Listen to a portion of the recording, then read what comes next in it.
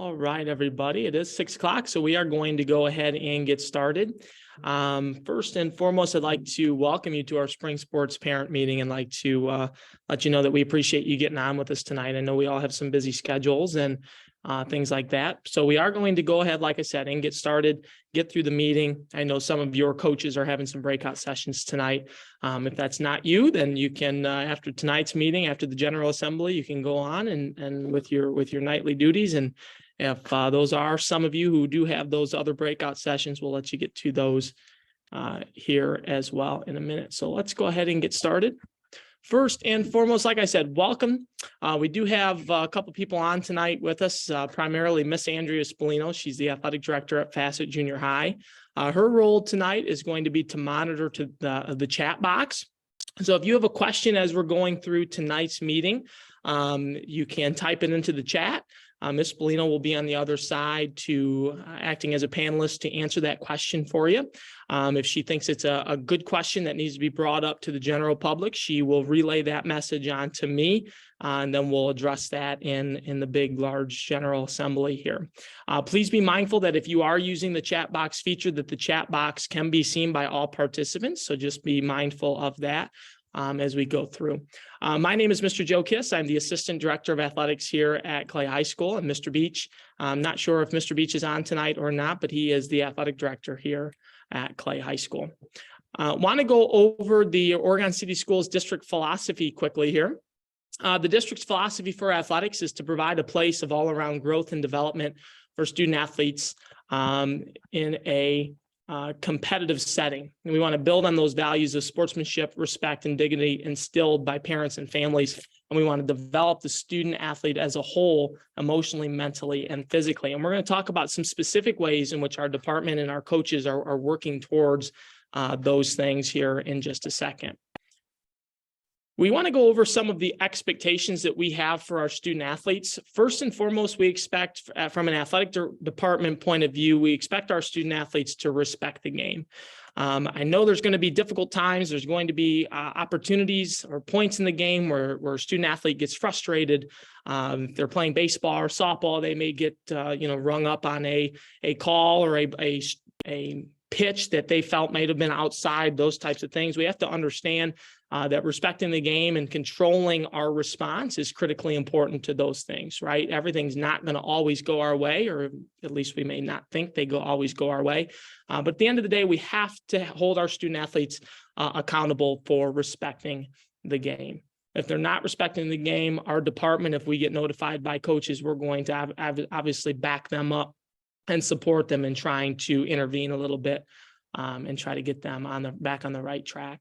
That goes into some self-control, right? We talk about those things. Actions go a long ways, right? And sometimes our body language or our actions on the playing surface really tell a lot about how we're feeling or how we're doing as not only a student athlete, but as a person. Same scenario, right? We could get rung up on that pitch that we feel is outside. I have a couple different options to respond. I can choose to look down the umpire, stare him down, and let him know that I'm disgusted with him.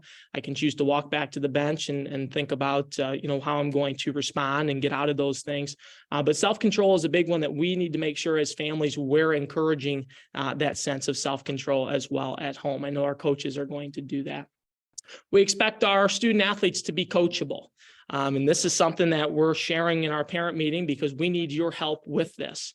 We have to understand that our student athletes may not always like our coach, all right, but we have to make sure that we're always being respectful, right? I heard a saying once as a student athlete myself that from my coach, Joe, don't be concerned if I'm actively talking to you each and every day. If I'm talking to you, if I'm coaching you up, that means that I care.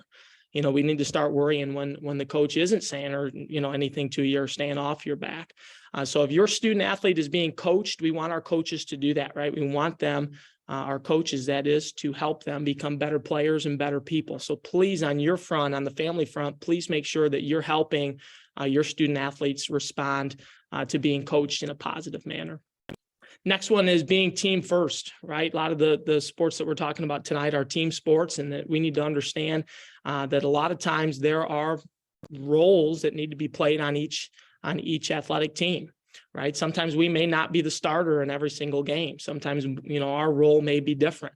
We have to understand and take that team first mentality to heart. And we need to really make sure on the home front, just because maybe your student athlete, excels in a sport in the fall and maybe not excels in a sport in the spring, but they're on the team, they have a role. The coach sees a quality in them that they're there for. So make sure on the home front, we're helping our student athletes understand mentally that everybody has a role on the team, and even those ones in the back seat a little bit are very critically important.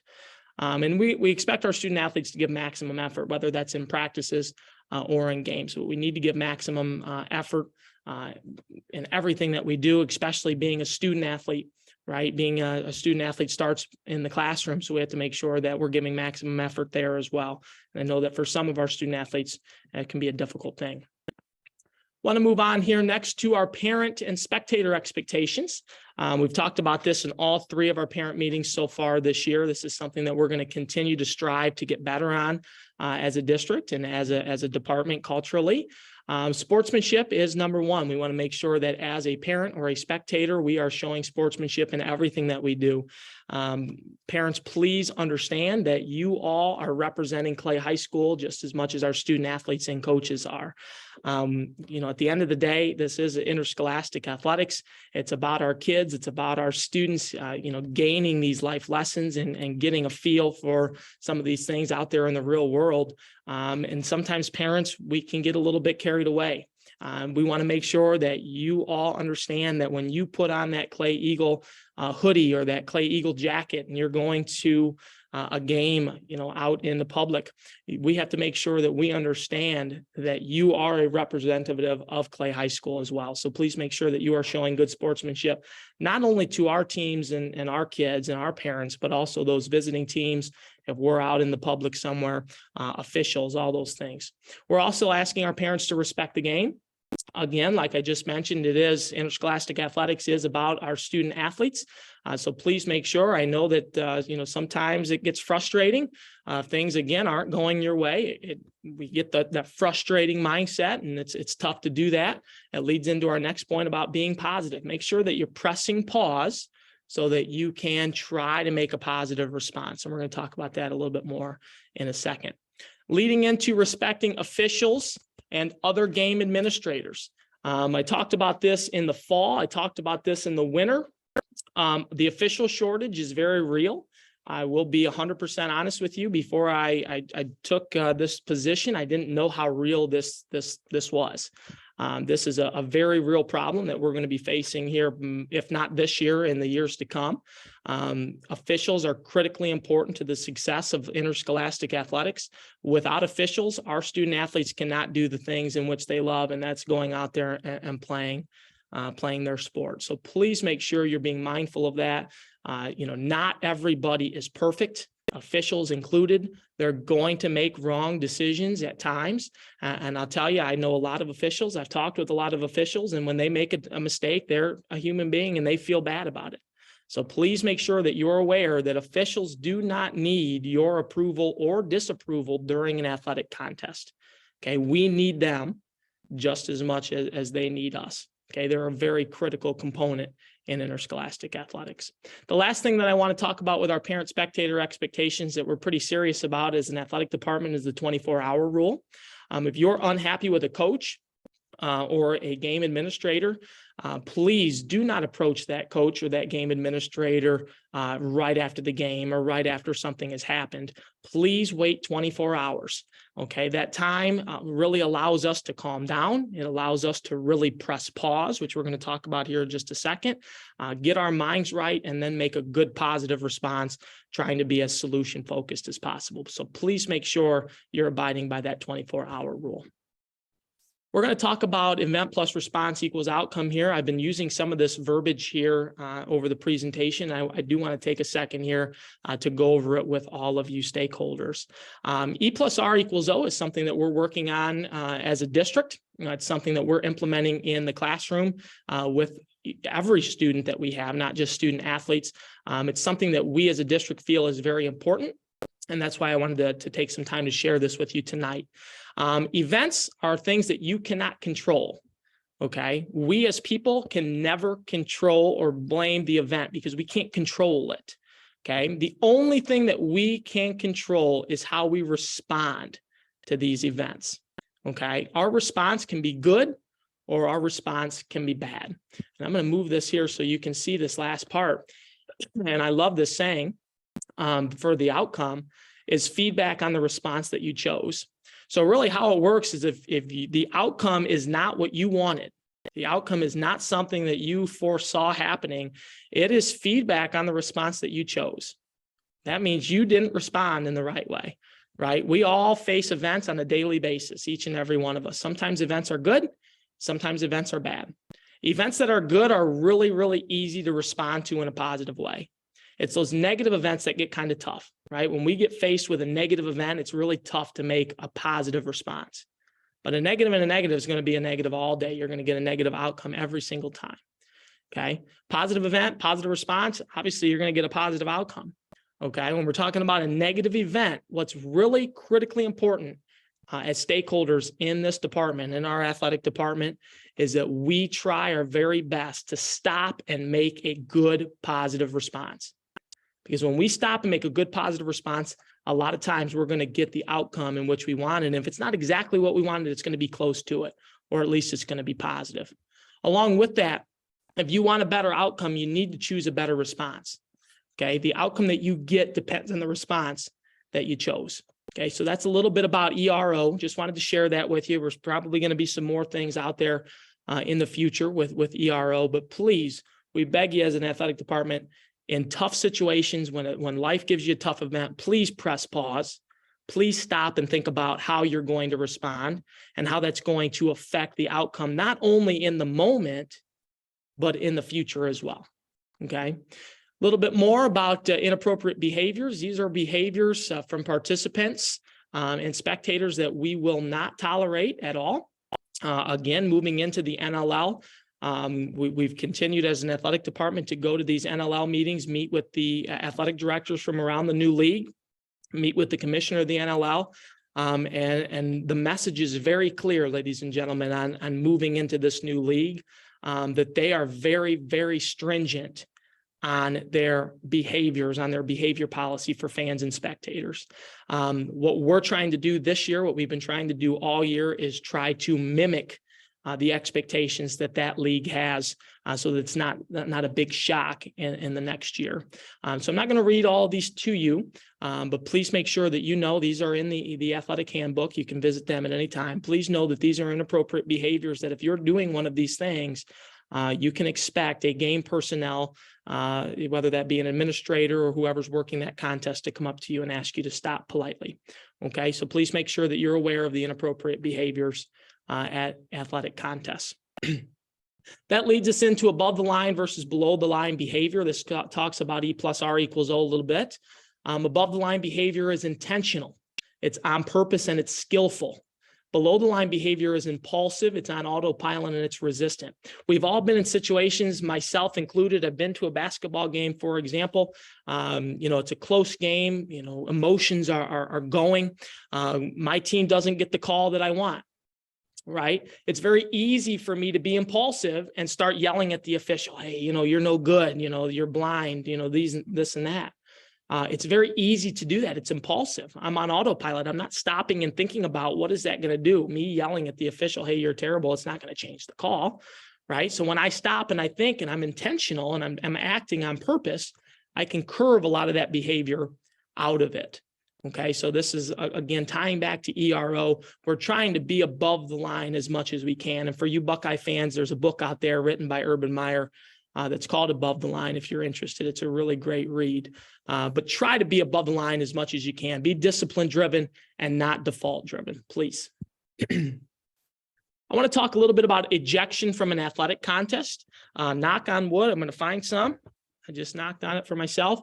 We've not had any ejections from an athletic contest yet this year. This is a little bit of a new policy, I guess, and that's why we implemented this year. This policy is taken directly from the NLL's fan code of conduct. This is what they do as a league. And therefore, like I mentioned earlier in the presentation, we're trying to get ready for entry into that league. And I want to go over this with you so that it's not a surprise if it were to happen. Hopefully it's not. I'm very confident that it's not going to this season. But the first offense, if you're ejected from an athletic contest, doesn't matter where that athletic contest is held. It could be at home. It could be away. All the athletic directors are in communication with each other all of the time. If you are ejected from an athletic contest, it is a minimum 2-game suspension. This could be deemed longer if necessary by school administration. The offender cannot attend at least 2 games of the sport ejected from and all other sporting events during that time period. So I know in baseball, for example, there's a couple weeks that we have a lot of games, maybe 4 games in a week. You're going to get off a little bit lighter in that first time. It's just those 2 games. So I want to make sure that you understand that. There will be a conference held with the athletic director and the principal and or the superintendent. We're going to talk about the inappropriate behavior that you had and try to provide some intervention to help you curb that. And there is an online behavior intervention program that offenders will have to complete in that first offense. In the second offense, the denial period will be for the remaining of the athletic contest for that season. So if you're ejected twice in the season, you cannot attend any of the games in the remainder of the season, not just the games that you were ejected from. That is any game. So if you're ejected from a baseball game twice, you cannot go to a boys lacrosse game, girls lacrosse game, track and field contest. It is the remainder of the athletic season. The third offense is removal from all home Oregon City Schools district athletic contests for 1 full calendar year. Want to go over the chain of command here. If you are having an issue, your student athlete is having an issue, we want to go over phase 1 and phase 2 of our chain of command policy. Your student athlete must communicate with the head coach first. As an athletic department, please do not skip your head coach and reach directly out to Mr. Beach or I. The very first thing we are going to ask you if you reach out to us about an issue that's happening in your son or daughter's athletic program is, did you contact the head coach? And we are going to follow up to ensure that you did contact the head coach first. So please communicate with the head coach and set up a meeting first. Okay. Each program is a little bit different on that policy. Some programs want to hear from your student athlete and the coach will meet with your student athlete first. Some programs will allow you to meet with a parent and a student athlete, but the student athlete must be there. Those are, again, dependent up to each individual program. Please be mindful that playing time and coach's strategy are non-discussion items. These will never be discussed. If you request a meeting with us in phase 2 at the athletic office level, we will not discuss playing time or coach's strategy. It's just a non-discussion item. Phase 2, if you're still not happy, you gave it a little bit of time, you met with the head coach, and you still think there's an issue out there. Phase 2 is contact the appropriate athletic department, either at Facet Junior High School or myself or Mr. Beach here at Clay High School to set up a meeting with the athletic director. In that meeting, I will ask if it's here at Clay, I will ask that the parent, the athlete, the head coach of the program, and the athletic director will be present. If all of those individuals cannot be present at that time, the meeting will not happen. We will wait for a time where all of those interested parties will be present in order to have the meeting. Okay. I want to talk a little bit about final forms. Make sure, I know final forms coaches are doing an amazing job this season, getting final forms all cleaned up, getting student athletes on there. On the parent side, please make sure emergency medical forms are up to date. You can tell that if you're looking at your student athlete's status level all the way to the right. You'll see how many days are remaining on their physical and all those things. Please make sure, like I said, emergency medical forms are up to date. You can view that under forms. Sudden cardiac arrest, all parents must watch this. All coaches must watch this. This is state law. This is not an Oregon City Schools athletic department initiative. Again, this is state law. So please make sure that your sudden cardiac arrest, you've viewed that and you have signed that. Concussion, I know we've been getting a lot of emails about the baseline testing for concussion. I just wanted to be transparent with all of you that our athletic training team is going through a transition at the current moment. We as a department and our athletic training team are transitioning from Mercy Health to Nationwide Children's. So this is a transition that has been a little bit seamless, but has been going on over the last 2 months. So our athletic trainer, I just walked down there before this meeting. And communicated with him a little bit. Our athletic trainer just talked to his boss at Nationwide, and they are going to start doing baseline concussion. So if you're getting that email about that baseline concussion testing, please have your student athlete look for an email from our head athletic trainer, Mr. Gage Bieber, and him and Miss Carissa Russell will be working on getting those baseline concussion tests completed. Please make sure you're reading the athletic handbook and signing off on those things. Again, everything from the athletic handbook, there should be no surprise if anything were to pop up. Okay. A couple things from the athletic handbook that I wanted to go over. Transportation. When transportation is provided, student athletes are required to ride home on the bus to and from events. If there needs to be an exception to this, if there's something extenuating, something that really makes sense, please reach out to your head coach. Communication is key with everything, ladies and gentlemen. Please be open. Please be as transparent as possible with these things. We understand that life happens and things pop up. If that's the case, please, again, communicate with your head coach, and more often than not, they'll be understanding and help you get things worked out. One thing though, with that, student athletes may not leave a contest with anyone other than their parent. Even if you give them permission for your son or your daughter to leave with a friend's parent who's also on the team, it is district policy that we can't allow that. So please keep that in mind if you need to use this exception. The absence policy: a student athlete must be in attendance at school or a school-related assignment, whether that be a field trip, for a minimum of half of the school day in order to participate in a practice or contest during that same day. Please note that half a school day is defined as 50% of a student athlete's schedule in school classes and study halls, excluding CCP+. All of our coaches do get an attendance report at the end of every single day for student athletes who fail to meet this policy. Please make sure if your coach asks your student athlete not to participate in that practice because they were not at school for more than half of their scheduled day, please do not take that out on the coach. That is something, like I said, that is a district policy that is coming right from our office. So if you have a major issue with that, you can reach out to either myself or Mr. Beach. Please don't take that one out on your coach. Okay, standards of conduct and consequences for unacceptable behavior. Please read that in the handbook as well. We're almost done. I'm getting through it. I apologize. I know there's a lot of information we're throwing at you. Wanted to go over some eligibility points here. High school. Per the OHSAA, a student athlete must pass 5 credits in the preceding quarter. First grade check is going to be tomorrow.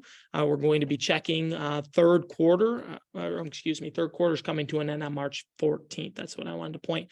If your student athlete fails the third quarter, they do not pass 5 credits in the third quarter, they are ineligible per the state for the entire fourth quarter, no matter what their grades are. Okay, so please make sure that they know that as we're entering the spring season. Again, if your student athlete does not meet the eligibility requirement for the third quarter, they will be withheld for the entirety of the fourth quarter. They must have earned a 1.5 GPA for the preceding quarter as well. Junior high, you must pass 4 classes in the preceding quarter.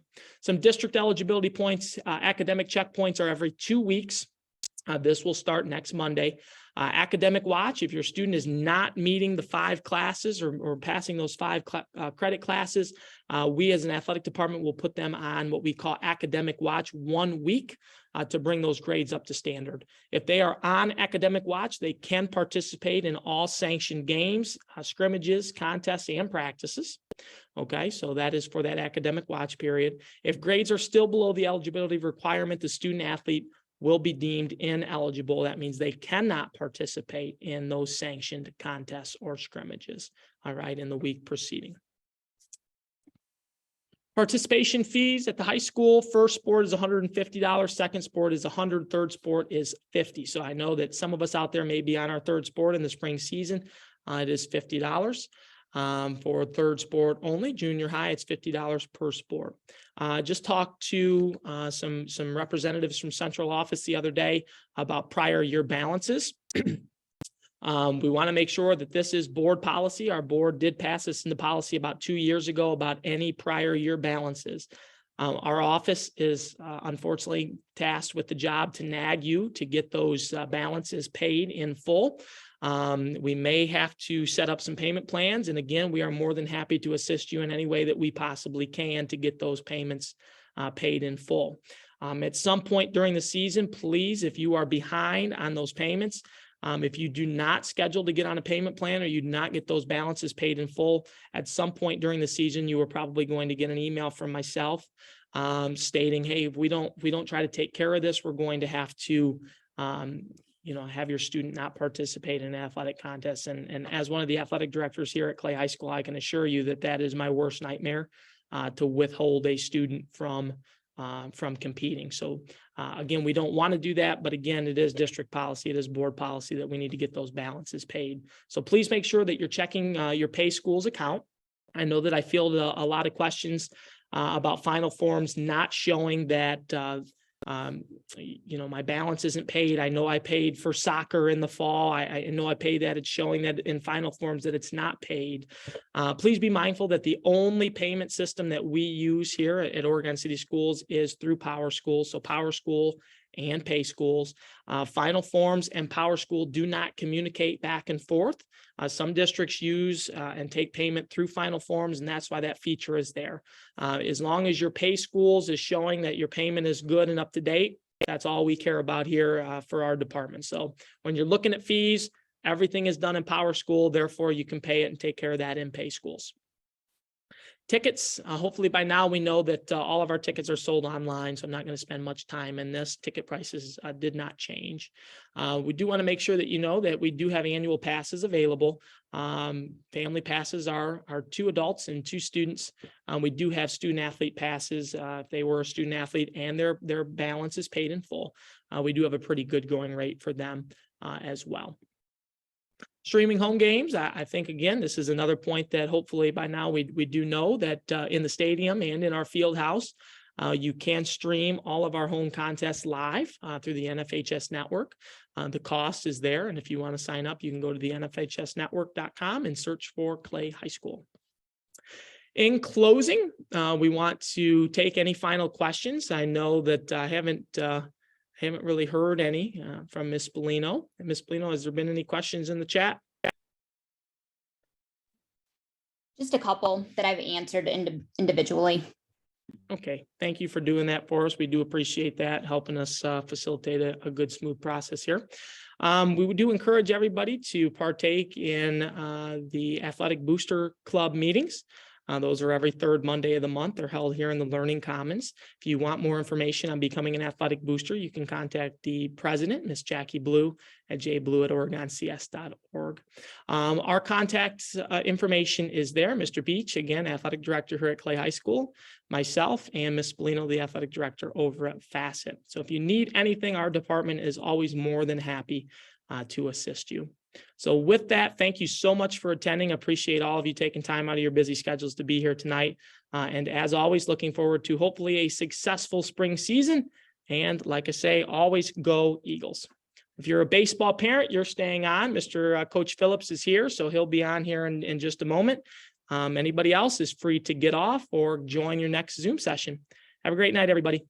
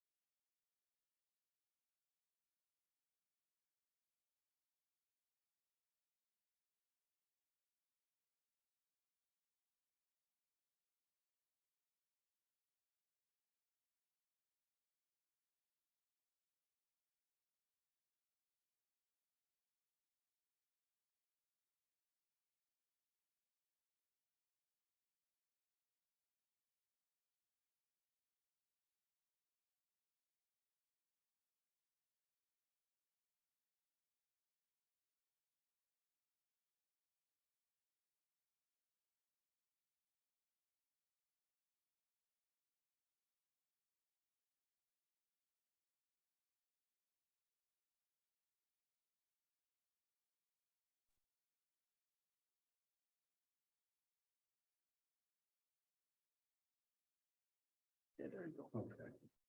You're unmuted. I'm unmuted? Yep. Okay. All right, guys, thanks. I appreciate you guys for staying on.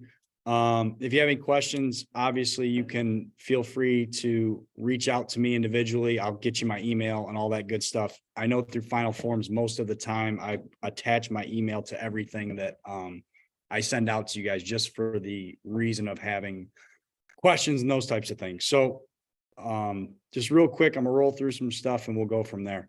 First thing, I'm Jim Phillips. This is my 10th year here at Clay as a head coach. My JV coach is Bobby McGee. He's been with me all 10 years.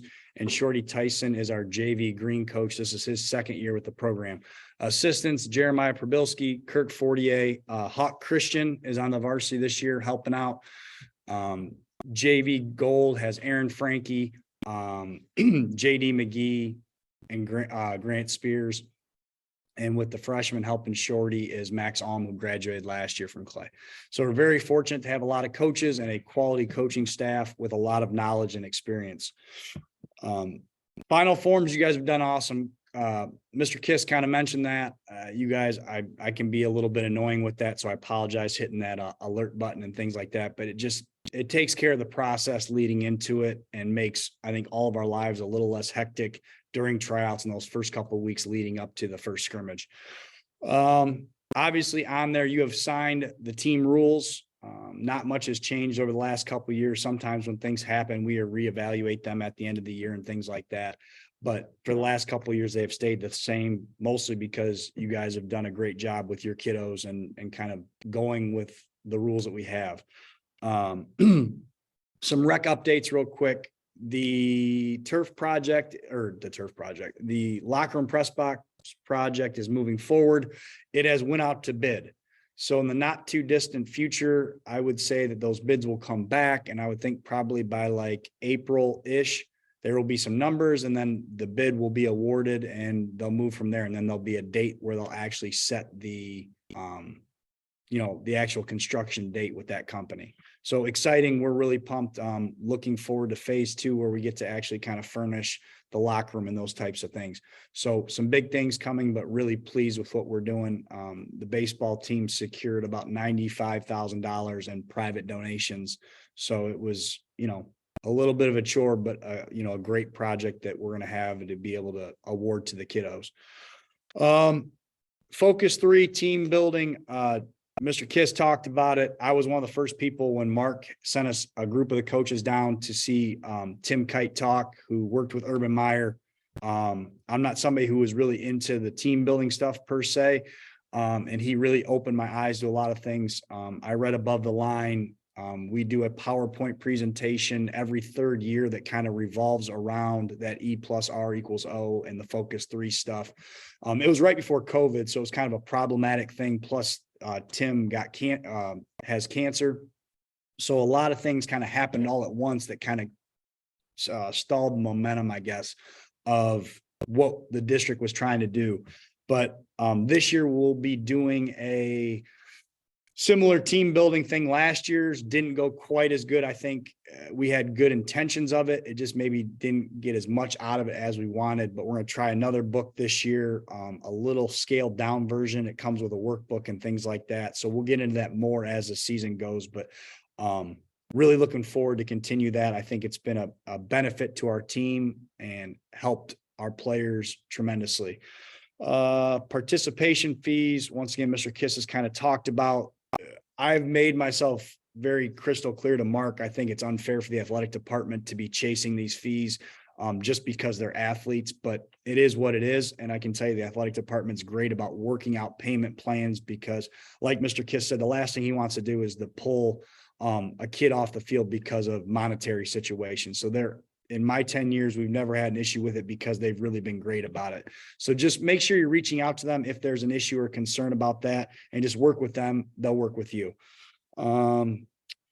With the parent interaction with coaches, I would say one thing, whether people think I'm good or bad, I think we're pretty much available pretty constantly. And the 24-hour rule is there in place. Sometimes we adhere to it if we think there's too much emotion involved, but I'm someone who is willing to have a conversation sometimes before that, depending just on the situation. But once again, a lot of times it's put in place for cooler heads to prevail and just kind of for the well-being of everybody involved. So just kind of keep that in mind as things go on with the season, whether it's whatever level that it's at. Flexibility with weather, you guys have already noticed it. Those of you guys who are baseball people, you understand how it is. It's a disaster this time of year. We ran into it yesterday with the varsity. We tried to go out. It started raining. It is what it is. So just know that the coaches and myself appreciate your guys' flexibility with that from the word go, because it's just how it is in the spring here. If your player is injured, insurance not covered by student school athletes should have coverage, injury refund prorated. Luckily, I've never had to deal with this either, but it is something that I hope doesn't come up. But if it does, obviously contact the athletic department. Pictures are on 328. I sent a final forms thing out to all of you about that. So I appreciate you guys being understanding of the situation. The athletic department was in a bad spot with the scheduling standpoint.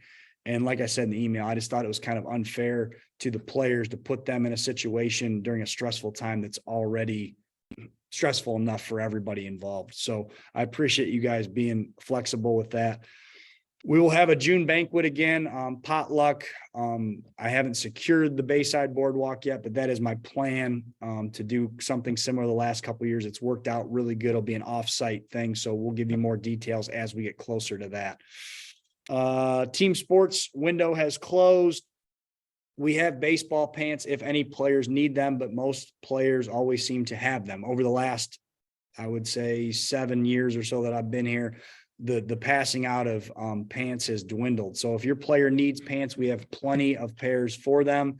But like I said, most do have their own by this point in time.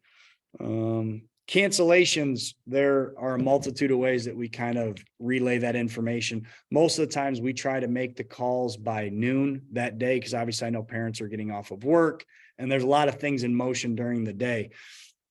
So generally speaking, I will put something on the athletic website. I'll send something out through final forms. I'll also text your players, whatever level that it's at.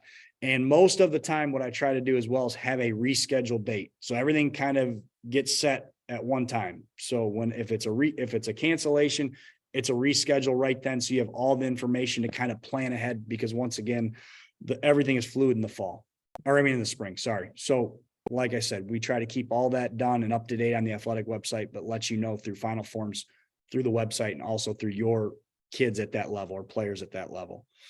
Athletic website, I already mentioned that. My email, which most of you have, is jphillip@tps.org. So anytime a question pops up, please feel free to reach out.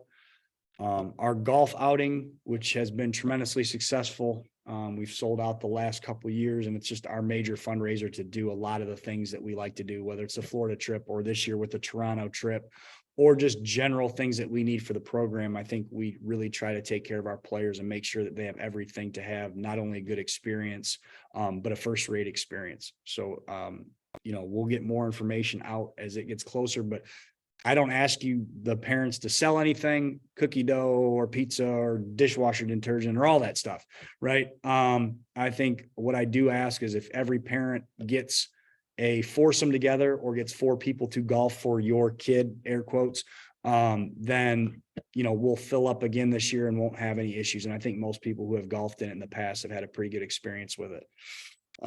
Turfs are molded for Owski, obviously no metals. That's something we just try to work with the rec department and make sure that the turf doesn't get torn up. It's still in really good shape. I think we do a pretty good job of taking care of it, but the mound is taking some wear and tear. I've been talking to Brad Morrison about that to try to get some things taken care of, but in the not too distant future, it'll probably need to be replaced, that middle section. But once again, that's some natural wear and tear. But if we start to really tear it apart, it's going to be seams and much bigger issues. Central, they allow their guys to wear metal, and they've had to replace sections of that infield turf multiple times. So we're in good shape right now. The turf is still in really good shape, but we want to make sure we keep it that way. The last thing is I've had a few people reach out, and this is a varsity only thing. It's the Toronto trip is overnight. We have rented the vans, are already secured. The hotel rooms for the players are already secured. We're in good shape with all of that. We'll take care of the meals for the players, all of that stuff square away. Parent wise, I know I sent an email out to the varsity parents explaining about the hotel situation.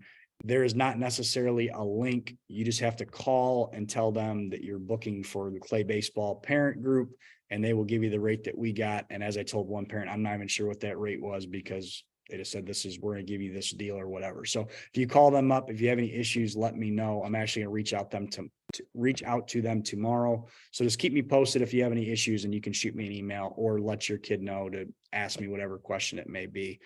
The only other stuff is there are some rule changes with college workouts and camp rules. If you have any questions about that, those types of things, they really can't be doing a whole lot with their summer teams or with colleges outside, during our season. So if there's any questions about that, it impacts eligibility immediately. If there's any college questions, and these college coaches know that for the most part. So I don't think it ever is a major issue, but if there's ever a question on a showcase or a tryout or a college workout, not a college visit, but actually a workout where they would practice with the team, please reach out to us before you go do it, because it could impact the eligibility of your player. And obviously if they play, it impacts the eligibility of the rest of our team for those games. So having said all of that, I tried to keep it relatively brief, because obviously things pop up. And the last thing I'll touch on is always kind of I would say the most important is just and Mr. Kiss kind of touched on this already, if you have an issue, like I said before, with a coach on one of the teams, please have your player talk to them directly. Whether it's the JV green, start with Shorty, whether it's JV gold, start with Bobby, or the varsity, obviously starting with me. And a lot of times that conversation will 50 to 60% of the time, maybe even more, alleviate whatever the problem is, because maybe it doesn't exactly make that player walk away thrilled by the answer, but at least they know what we're seeing or what we're looking at, if that makes sense. Once again, then I would say, and Mr. Kiss touched on this, if I'll be the first one to tell you, if you don't feel like you're getting your due process, so to speak, I 100% encourage you to go up the food chain and go to the athletic department. And then if you're still not happy, go up the food chain again, because once again, I think we are trying to make sure you guys are happy with, maybe not happy with the choices, but understanding of the decisions that we make. And I always say that when you're looking at your child on our team, you're looking at it through the lens of your player up to the rest of the team as a whole. And we're looking at it the opposite, from the team down to your players and individual, and where they fit in, not only on that team, but also with the 45, 44 other players in the program, to make all three be successful, but also to be a piece of that puzzle for them to have individual success as well. We're not trying to set any player up for failure or to try to do something they're not capable of doing. So I think the biggest thing to understand is, if we can meet somewhere in the middle, like if you're starting at 0, we're starting at 100. If we can meet somewhere between that 40 to 60, we're not going to see eye to eye on everything, or exactly how I see things, or exactly how you see things. But if we can meet somewhere towards that middle, I think most of the time there aren't major issues. But if you're on 10 and I'm on 90, then we're very far away on what we're seeing, and probably a discussion has to be had. And that's fine, but I always want to start with your kid, because I think we do try to be honest with them and give them the best information possible, that at least they are clear on what we see or what we're thinking, and really don't try to, sugarcoat it, or try to tell them something that's not a possibility, or something that's not going to happen. So having said that, the last thing that we do is, and this is something new within the last couple of years, we have a game changer for the varsity. JV green uses game changer. I think Bobby's going to use it this year, but I don't want to say for 100%. Having said that, I know a lot of parents hook onto that. They're following games because maybe they can't make it because they're at work or whatever. Just understand, and this really hasn't been an issue, I'm just clarifying it because I don't know if in years past I've talked about it. I made a note of it to say today. We have a hardcover book too. So we're doing both. And at the end of each game, we go through the book. If there's discrepancies on a hit or an error, whatever, we talk about it. Now, at the end of the day, that decision rests with me and where it stands and what happens. So if there's ever an issue, understand that the final say rests with me, and that's how it goes. It's not another coach or another player or whatever. But a lot of times a player is keeping game changers. So if you are watching those things and think to yourself that something gets messed up, we have a hard copy book that a coach is keeping to cross-check the references of what's going on with game changer. But we just felt that game changer is a great tool to use. It makes the stats a lot easier to go in and change.